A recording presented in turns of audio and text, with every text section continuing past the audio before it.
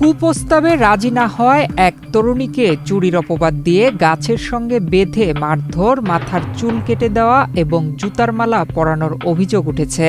শুধু তরুণী নন, তার ১৩ বছর বয়সী বোন ও ৭ বছরের ভাইকেও কয়েক ঘন্টা আটকে রেখে মারধরের অভিযোগ পাওয়া গেছে। ঘটনার একটি ভিডিও সামাজিক যোগাযোগ মাধ্যমে ছড়িয়ে পড়ার পর এলাকায় ব্যাপক চাঞ্চল্যের সৃষ্টি হয়েছে। শরীয়তপুরের ভেদরগঞ্জ উপজেলার সখীপুর ইউনিয়নের ৪ নম্বর ওয়ার্ডের হাজী শরীয়তুল্লাহ কলেজ সংলগ্ন সোয়ালকান্দি এলাকায় ৪ আগস্ট মঙ্গলবার এ ঘটনা ঘটে বলে অভিযোগ ভুক্তভোগী পরিবারের।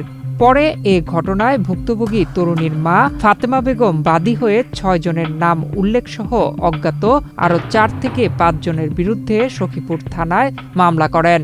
অনেকে আমরা বিচার পাইতাম না, আমরা এই নিরীহ মানুষ, কেন আমগুর তো অত্যাচার করলো, আমগুর বিচার কি আমরা পাবো না? আমি বিচার চাই, আমার মায়ের চুলটি কাটা লাগছে, আমি এই চুল বিচার চাই।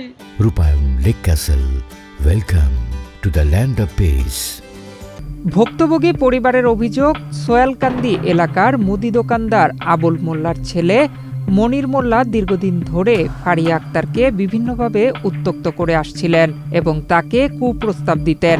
বিষয়টি নিয়ে স্থানীয়রা মনিরকে সতর্কও করেছিলেন বলে পরিবারের দাবি। আবুলের পুতের দোকানও আমার মাইয়া গেছে সদাই আনতে, আমার মাইয়ারে সে সদাই মদাই লওয়ার পরে দিয়ে একটা বিশ্রীভাবে একটা খারাপ ধরনের কথা হয়েছে, করার পরে দিয়ে কইতেছে মানে ওরা কইছে তুমি রাত্রে আইসো, আমি তোমার অনেক কিছু দিব, আর আমি আমার মাইয়ার গার ভিতরে সে আটো দিছে এবং কইছে যে রাত্রে আসলে বাকিটা আমি তোমার দেখবো না, আমি তোমার কি জিনিস দিই। পরে আমার মাইয়া চেঁচেছে রাগ হয়ে গেছে, রাগ হওয়ার পরে সে একটা আরসির উচিলা দিয়ে আমার মাইয়ার সাথে এরকম খারাপ ব্যবহার করছে।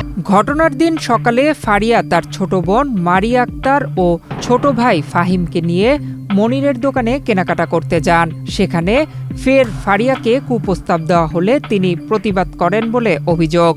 এরপর ৩ ভাই বোনকে দোকানের পাশের একটি বাড়িতে নিয়ে কয়েক ঘন্টা আটকে রাখা হয় বলে দাবি পরিবারের।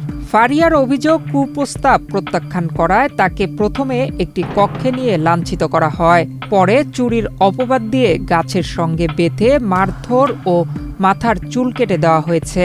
তিনি ঘটনার সুষ্ঠু বিচার দাবি করেন। আমার কাছে তোরা অনেক কিছু দিব, আমি বলছি না আমি যাবো না। এলাকা আমার কি মূলত একটা আরসির বোতলের নাম দিয়া আমার যেখানে তো অপমান করছে। এরপর আমার বাইতে আনছে, বাইতে নিয়ে আমার রুমে আমার 8:30 বাজে আটকেছে, 12টা বাজে বাইর করছে। 12টা বাজে বাইর করার পর আবার হীরা বাইন্দা পিসমুড়ে আমার অনেক পিটাইছে, পিটাইতে এই 3টা বাজে ছাড়ছে। 4টা বাজে গিয়ে আমার পুলিশেরা উদ্ধার করছে। কে পিটাইছে?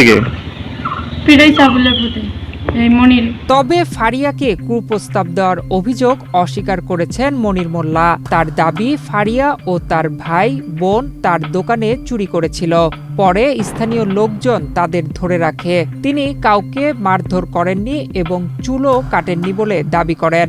তবে ভিডিওতে মনির মোল্লাকে অভিযোগকারীদের নির্যাতন করতে দেখা যায়। ভিডিওতে থাকা অপর অভিযুক্ত আফসানা, ফৌজিয়া সর্দার ও নিশি সর্দার সাংবাদিকদের সঙ্গে এ বিষয়ে কথা বলতে রাজি হননি।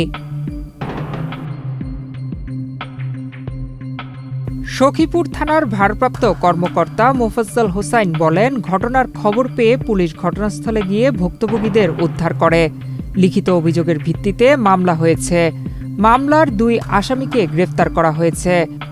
ঘটনাটি তদন্ত করে জড়িতদের বিরুদ্ধে আইনগত ব্যবস্থা নেওয়া হবে। 2 জন আসামিকে আমরা গত রাত্রে গ্রেফতার করতে সক্ষম হয়েছি এবং প্রত্যন্ত গ্রাম থেকে 2 জন আসামিকে গ্রেফতার করেছি 4টা 4:30 থেকে।